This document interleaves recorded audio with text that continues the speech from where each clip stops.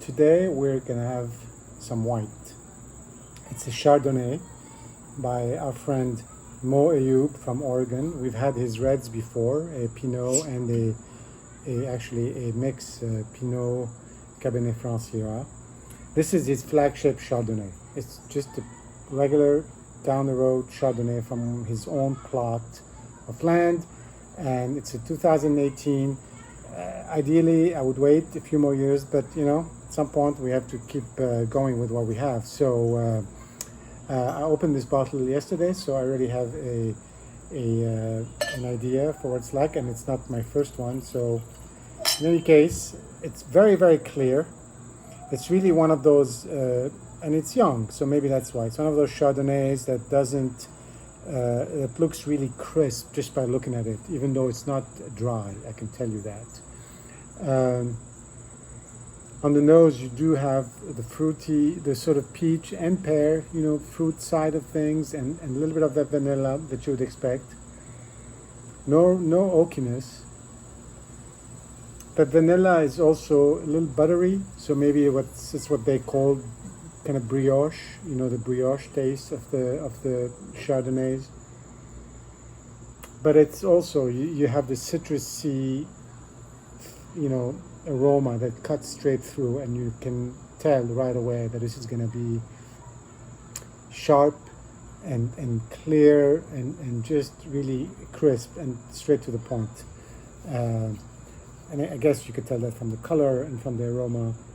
Very, very appealing. 2018 was another very good year in Oregon, so I think the backdrop is good, and Mo knows what he's doing, so you're going to get a good wine.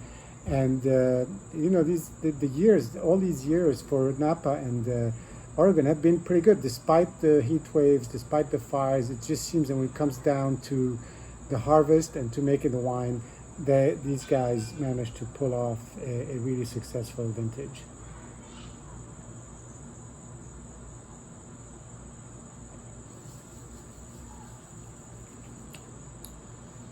Maybe it's too cold at this point, but it's certainly the funny thing about the cold is the low temperature brings out the acidity a little more.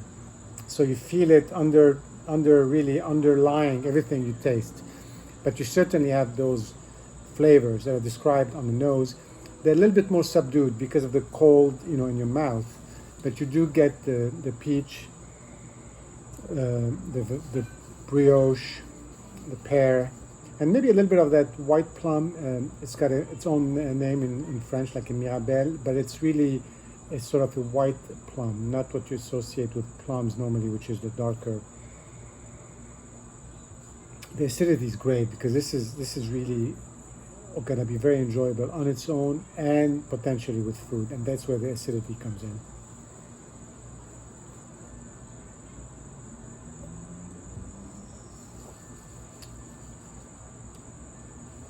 Really crisp, really nice finish also. As it's going down, you're getting the lingering of all those flavors we described. It's just a beautiful wine.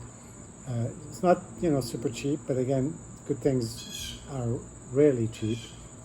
And highly recommended. You can drink it today, you can keep it for 5 years and even longer, and I'm sure I will keep some for a while and maybe taste them in a few years. Cheers.